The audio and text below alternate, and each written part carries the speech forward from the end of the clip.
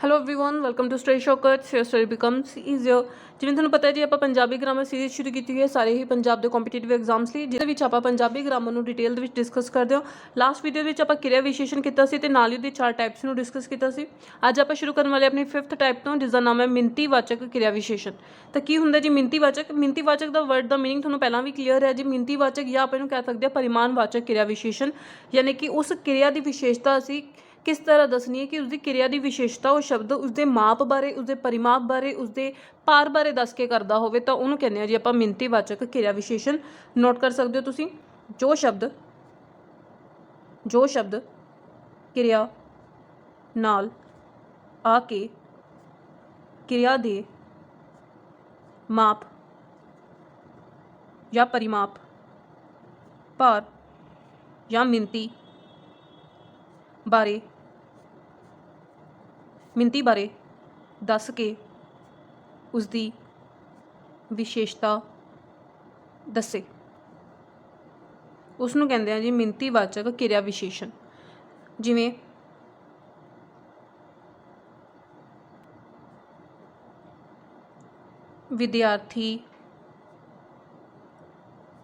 विद्यार्थी ने सारा काम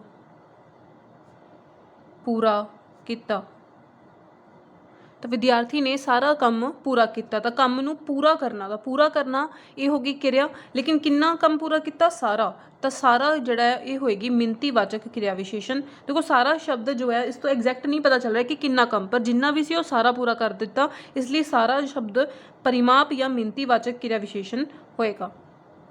मिणतीवाचक किरिया विशेषण। इसी तरह तुसीं इहदियां होर उदाहरणां लिख सकते हो, जिवें सारा काम पूरा किया, अद्धा, अधूरा, बहुत या बहुत सारा, या बहुता भी लिख दिंदे आपां, घट, वध, अधिक, जरा को। ਉਹੀ ਸਾਰੇ ਸ਼ਬਦ ਜੋ ਆਪਾਂ ਪਹਿਲਾਂ ਵੀ ਮਿਣਤੀਵਾਚਕ ਦੇ ਵਿੱਚ ਪੜ੍ਹੇ ਆ। ਇਸ ਤੋਂ ਪਹਿਲਾਂ ਆਪਾਂ ਵਿਸ਼ੇਸ਼ਣ ਕੀਤਾ ਸੀ, ਉਹਦੇ ਵਿੱਚ ਵੀ ਆਪਾਂ ਦੇਖਿਆ ਸੀ ਤਾਂ ਜ਼ਰਾ ਕੁ, ਕੁਝ ਕੁ, ਥੋੜਾ, ਥੋੜਾ ਬਹੁਤ,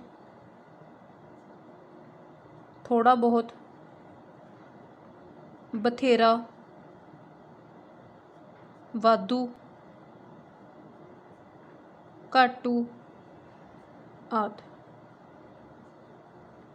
तो सारे शब्द जिस तो सानू किसी दे काम दे परिमाण दे बारे पता चले, उसके माप बारे पता चले, उसकी मिणती बारे पता चले, तो उत्थों असीं आपां कह सकते हैं कि वह हैगा जी मिणतीवाचक किरिया विशेषण। हाँ जी, 6th टाइप आ जाती है निर्णयवाचक किरिया विशेषण। निर्णयवाचक किरिया विशेषण की होंदा जी? निर्णय मतलब किसी चीज़ के बारे कोई निर्णय लेना, निर्णय मतलब कोई फैसला लेना। तो किरिया के रिगार्डिंग, किरिया के बारे अगर कोई फैसला दिता जाता है तो वह फैसला लैन वाला शब्द उन्होंने असीं कहांगे निर्णयवाचक किरिया विशेषण। तो जो शब्द लिख सकते हो तुसीं, जो शब्द किरिया दे नाल आके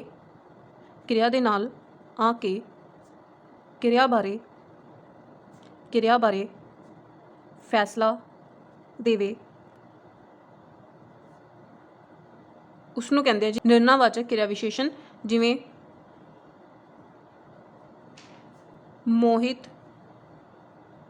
मोहित ने सारा काम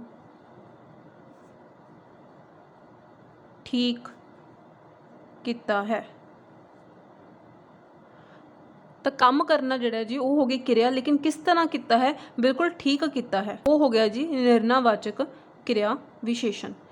इस लाइन में तुसीं इस तरह भी लिख सकते हो, शाम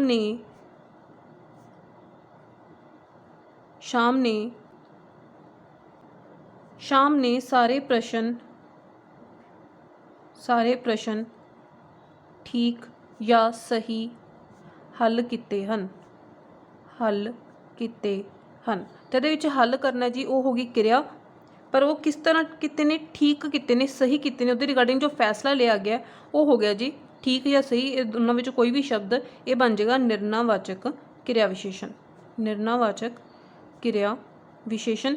ਇਹਦੇ ਵਿੱਚ ਇੱਕ ਸ਼ਬਦ ਹੈ ਜੀ ਸਾਰੇ ਪ੍ਰਸ਼ਨ। ਕਿੰਨੇ ਪ੍ਰਸ਼ਨ? ਸਾਰੇ। ਤਾਂ ਸਾਰੇ ਕੀ ਬਣ ਜਾਏਗਾ? परिमाण या मिनतीवाचक ਕਿਰਿਆ ਵਿਸ਼ੇਸ਼ਣ। ਤਾਂ ਮੈਂ ਤੁਹਾਨੂੰ ਪਹਿਲਾਂ ਵੀ ਕਿਹਾ ਸੀਗਾ ਜੀ ਇੱਕ ਵਾਕ ਵਿੱਚ 2 ਕਿਰਿਆ ਵਿਸ਼ੇਸ਼ਣ ਵੀ ਹੋ ਸਕਦੇ ਨੇ। ਤਾਂ ਸ਼ਾਮ ਨੇ ਸਾਰੇ ਪ੍ਰਸ਼ਨ ਠੀਕ ਹੱਲ ਕੀਤੇ ਹਨ ਜਾਂ ਸਹੀ ਹੱਲ ਕੀਤੇ ਹਨ। ਹੱਲ ਕਰਨਾ ਕਿਰਿਆ ਹੋਗੀ, ਠੀਕ ਹੈ ਜਾਂ ਸਹੀ ਉਹਦੇ ਬਾਰੇ ਨਿਰਣੇ ਹੋ ਗਿਆ, ਫੈਸਲਾ ਹੋ ਗਿਆ, ਤੇ ਉਹ ਬਣ ਜਾਂਦਾ ਜੀ ਨਿਰਣੈਵਾਚਕ ਕਿਰਿਆ ਵਿਸ਼ੇਸ਼ਣ। ਇਸ ਤੋਂ ਇਲਾਵਾ ਇੱਥੇ ਇੱਕ ਇਹਦੀ ਹੋਰ ਜਿਹੜੀ ਐਗਜ਼ਾਮਪਲ ਹੈ ਉਹ ਆ ਜਾਂਦੀ ਹੈ ਜੀ ਗਲਤ, ਕਿਉਂਕਿ ਫੈਸਲਾ ਜਿਹੜਾ ਆਪਾਂ ਸਹੀ ਜਾਂ ਗਲਤ ਜਾਂ ਠੀਕ ਦੇ ਵਿੱਚ ਹੀ ਲੈ ਸਕਦੇ ਹਾਂ ਜੀ। ਤਾਂ ਇਹ ਇਹਦੀਆਂ ਉਦਾਹਰਨਾਂ ਬਣਦੀਆਂ ਨੇ ਨਿਰਣਾਵਾਚਕ ਕਿਰਿਆ ਵਿਸ਼ੇਸ਼ਣ। ਹੁਣ ਆਪਾਂ ਕਰਦੇ ਹਾਂ ਜੀ ਇਹਦੀ 7th ਟਾਈਪ,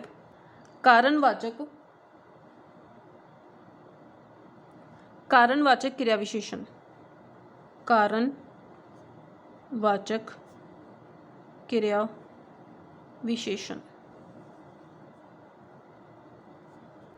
ਜੋ ਸ਼ਬਦ ਦੇਖੋ ਸਾਰੀਆਂ ਹੀ ਟਾਈਪਸ 8 ਦੀਆਂ 8 ਟਾਈਪਸ ਇੰਨੀਆਂ ਈਜ਼ੀ ਨੇ ਕਿ ਆਪਾਂ ਨੂੰ ਸਾਰਿਆਂ ਨੂੰ ਉਸਦੇ ਨੇਮ ਤੋਂ ਹੀ ਪਤਾ ਚੱਲ ਰਿਹਾ ਕਿ ਉਹ ਟਾਈਪ ਕੀ ਦੱਸਦੀ ਹੈ, ਕਿਰਿਆ ਦੀ ਵਿਸ਼ੇਸ਼ਤਾ ਕਿਸ ਤਰ੍ਹਾਂ ਦੱਸੇਗੀ, ਇਹ ਉਹਦੇ ਨਾਮ ਤੋਂ ਹੀ ਸਾਨੂੰ ਪਤਾ ਚੱਲ ਰਿਹਾ। ਤੇ ਜਿਵੇਂ ਹੁਣ ਇਹ ਹੈਗੇ ਜੀ ਕਾਰਨਵਾਚਕ ਕਿਰਿਆ ਵਿਸ਼ੇਸ਼ਣ, ਇੱਥੋਂ ਵੀ ਸਾਨੂੰ ਨਾਮ ਤੋਂ ਪਤਾ ਚੱਲ ਰਿਹਾ ਕਿ ਜੋ ਕਿਰਿਆ ਦੇ ਹੋਣ ਦੇ ਕਾਰਨ ਬਾਰੇ ਸਾਨੂੰ ਦੱਸੇ ਉਹ ਹੋਏਗੀ ਕਾਰਨਵਾਚਕ ਕਿਰਿਆ ਵਿਸ਼ੇਸ਼ਣ। ਜੋ ਸ਼ਬਦ ਕਿਰਿਆ ਦੇ ਹੋਣ ਦੇ ਕਾਰਨ ਬਾਰੇ ਦੱਸ ਕੇ ਉਸ ਦੀ ਵਿਸ਼ੇਸ਼ਤਾ ਪ੍ਰਗਟ ਕਰੇ।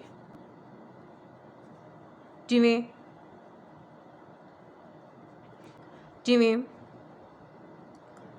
ਕੋਰੋਨਾ ਮਹਾਮਾਰੀ ਦੇ ਫੈਲਣ ਨਾਲ ਜਾਂ ਫੈਲਣ ਕਰਕੇ ਕੋਰੋਨਾ ਮਹਾਮਾਰੀ ਦੇ ਫੈਲਣ ਕਰਕੇ ਸਾਰੇ ਭਾਰਤ ਵਿੱਚ ਲਾਕਡਾਊਨ ਕੀਤਾ ਗਿਆ। ਤਾਂ ਪੂਰੇ ਸਾਰੇ ਭਾਰਤ ਵਿੱਚ ਲੋਕਡਾਊਨ ਕਰਨ ਦਾ ਕਾਰਨ ਕੀ ਹੈ? ਕੋਰੋਨਾ ਮਹਾਮਾਰੀ ਦਾ ਫੈਲਣਾ। ਤਾਂ ਫੈਲਣਾ ਜਿਹੜਾ ਹੈਗਾ ਫੈਲਣ ਨਾਲ ਜਾਂ ਫੈਲਣ ਕਰਕੇ ਇਹ ਸਾਡਾ ਕਾਰਨ ਹੋ ਗਿਆ। ਇਹ ਹੋਏਗਾ ਜੀ ਕਾਰਨਵਾਚਕ ਕਿਰਿਆ ਵਿਸ਼ੇਸ਼ਣ। ਕਾਰਨਵਾਚਕ ਕਿਰਿਆ ਵਿਸ਼ੇਸ਼ਣ। ਇਸੇ ਤਰ੍ਹਾਂ ਤੁਸੀਂ ਹੋਰ ਲਿਖ ਸਕਦੇ ਹੋ ਬਿਮਾਰੀ ਪੂਰੇ ਵਿਸ਼ਵ ਵਿੱਚ ਫੈਲੀ ਹੋਈ ਹੈ, ਇਸ ਲਈ ਜਾਂ ਇਸ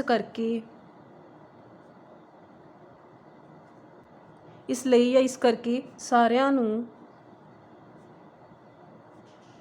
ਘਰਾਂ ਵਿੱਚ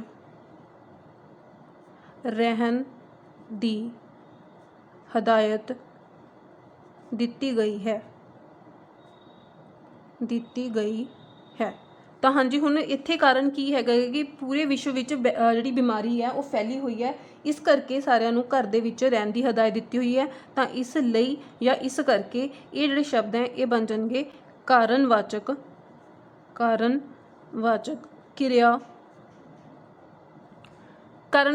ਵਿਸ਼ੇਸ਼ਣ।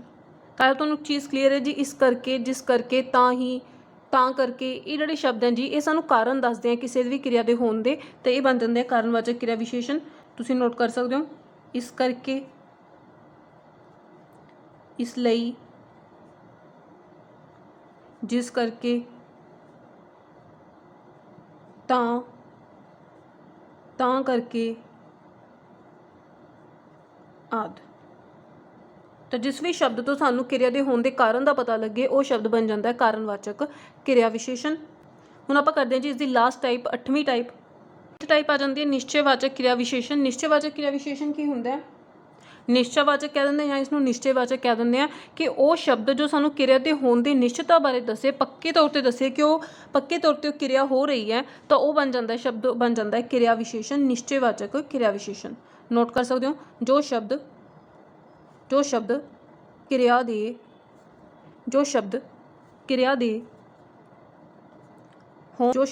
ਦੇ ਹੋਣ ਦੀ ਨਿਸ਼ਚਿਤਤਾ ਯਾਨੀ ਕਿ ਪੱਕੇ ਤੌਰ ਤੇ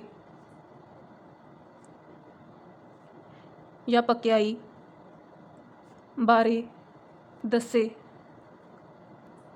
ਉਸਨੂੰ ਕਹਿੰਦੇ ਆ ਜੀ ਨਿਸ਼ਚੈਵਾਚਕ ਕਿਰਿਆ ਵਿਸ਼ੇਸ਼ਣ।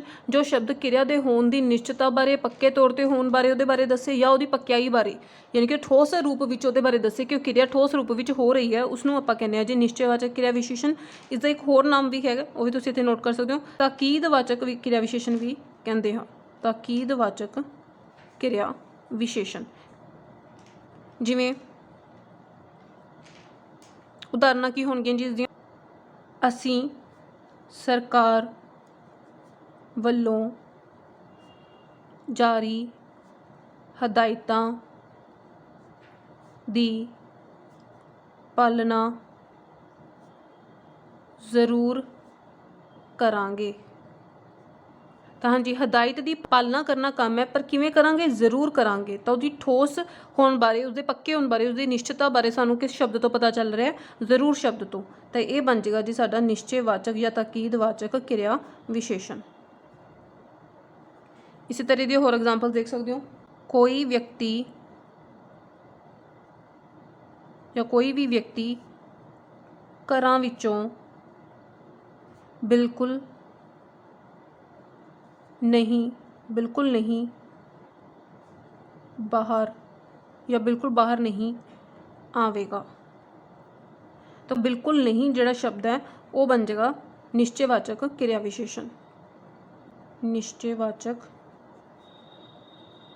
ਕਿਰਿਆ ਵਿਸ਼ੇਸ਼ਣ। ਤਾਂ ਕੋਈ ਵਿਅਕਤੀ ਘਰਾਂ ਵਿੱਚੋਂ ਬਿਲਕੁਲ ਨਹੀਂ ਬਾਹਰ ਆਵੇਗਾ, ਨਿਸ਼ਚੈਵਾਚਕ ਕਿਰਿਆ ਵਿਸ਼ੇਸ਼ਣ ਦੀ ਟਾਈਪ ਕਿਹੜੀ ਹੋਏਗੀ? ਬਿਲਕੁਲ ਨਹੀਂ। ਅਸੀਂ ਪੱਕਾ ਮਾਸਕ ਲਗਾ ਕੇ ਹੀ ਬਾਹਰ ਜਾਵਾਂਗੇ। ਤਾਂ ਮਾਸਕ ਲਗਾਉਣਾ ਇਹ ਕਿਰਿਆ ਹੋਗੀ, ਪਰ ਕਿੱਦਾਂ ਲਗਾਵਾਂਗੇ? ਪੱਕਾ ਲਗਾਵਾਂਗੇ। ਇਹ ਉਹਦੀ ਨਿਸ਼ਚਿਤਤਾ ਬਾਰੇ ਸਾਨੂੰ ਦੱਸ ਰਿਹਾ, ਤੇ ਇਹ ਵੀ ਹੋ ਗਿਆ ਸਾਡਾ ਨਿਸ਼ਚੈਵਾਚਕ ਕਿਰਿਆ ਵਿਸ਼ੇਸ਼ਣ। ਤਾਂ ਇਸ ਤਰ੍ਹਾਂ ਆਪਾਂ ਜਿਹੜੀਆਂ ਕਿਰਿਆ ਵਿਸ਼ੇਸ਼ਣ ਦੀਆਂ 8 ਟਾਈਪਸ ਉਹ ਕੰਪਲੀਟ ਕਰ ਚੁੱਕੇ ਹਾਂ। 4 ਟਾਈਪਸ ਆਪਾਂ ਲਾਸਟ ਲੈਕਚਰ ਦੇ ਵਿੱਚ ਕੰਪਲੀਟ ਕੀਤੀਆਂ ਸੀ, ਤੇ 4 ਜਿਹੜੇ ਟਾਈਪਸ ਆਪਾਂ ਇਸ ਲੈਕਚਰ ਦੇ ਵਿੱਚ ਕੰਪਲੀਟ ਕਰ ਚੁੱਕੇ ਹਾਂ। ਅੱਜ ਦੇ ਲੈਕਚਰ ਦੇ ਵਿੱਚ ਆਪਾਂ 5th ਟਾਈਪ ਤੋਂ ਸ਼ੁਰੂ ਕੀਤਾ ਸੀ, ਮਿਣਤੀਵਾਚਕ ਕਿਰਿਆ ਵਿਸ਼ੇਸ਼ਣ। ਉਸ ਤੋਂ ਬਾਅਦ ਅਸੀਂ ਦੇਖਿਆ ਨਿਰਣੈਵਾਚਕ ਕਿਰਿਆ ਵਿਸ਼ੇਸ਼ਣ, ਫਿਰ ਅਸੀਂ ਕੀਤਾ ਕਾਰਨਵਾਚਕ ਕਿਰਿਆ ਵਿਸ਼ੇਸ਼ਣ, ਤੇ ਲਾਸਟ ਟਾਈਪ ਅਸੀਂ ਕੀਤੀ ਨਿਸ਼ਚੈਵਾਚਕ ਕਿਰਿਆ ਵਿਸ਼ੇਸ਼ਣ। ਆਪ ਤੁਹਾਨੂੰ ਸਾਰੀਆਂ ਟਾਈਪਸ ਚੰਗੀ ਤਰ੍ਹਾਂ ਕਲੀਅਰ ਹੋ ਰਹੀਆਂ ਹੋਣਗੀਆਂ। ਜੇ ਤੁਹਾਨੂੰ ਵੀਡੀਓ ਵਧੀਆ ਲੱਗ ਰਹੀ ਹੈ ਤਾਂ ਪਲੀਜ਼ ਕਮੈਂਟ ਸੈਕਸ਼ਨ ਦੇ ਵਿੱਚ ਆਪਣਾ ਫੀਡਬੈਕ ਮੈਨੂੰ ਜ਼ਰੂਰ ਦਿਆ ਕਰੋ। ਵੀਡੀਓ ਨੂੰ ਲਾਈਕ ਕਰਿਓ, ਵੱਧ ਤੋਂ ਵੱਧ ਸ਼ੇਅਰ ਕਰਿਓ, ਤੇ ਨਾਲ ਹੀ ਆਪਣੇ ਚੈਨਲ ਨੂੰ ਸਬਸਕ੍ਰਾਈਬ ਕਰ ਲਿਓ, ਬੈਲ ਆਈਕਨ ਨੂੰ ਜ਼ਰੂਰ ਪ੍ਰੈਸ ਕਰ ਲਿਓ ਤਾਂ ਕਿ ਤੁਹਾਡੇ ਤੱਕ ਆਉਣ ਵਾਲੀਆਂ ਸਾਰੀ ਵੀਡੀਓਜ਼ ਦੀ ਨੋਟੀਫਿਕੇਸ਼ਨ ਸਭ ਤੋਂ ਪਹਿਲਾਂ ਪਹੁੰਚ ਸਕੇ। ਤੁਸੀਂ ਫੇਸਬੁੱਕ ਔਰ ਟੈਲੀਗ੍ਰਾਮ 'ਤੇ ਵੀ ਫੋਲੋ ਕਰ ਸਕਦੇ ਹੋ, ਉਸਦਾ ਲਿੰਕ ਤੁਹਾਨੂੰ ਡਿਸਕ੍ਰਿਪਸ਼ਨ ਬਾਕਸ ਦੇ ਵਿੱਚੋਂ ਮਿਲ ਜਾਏਗਾ। Thank you.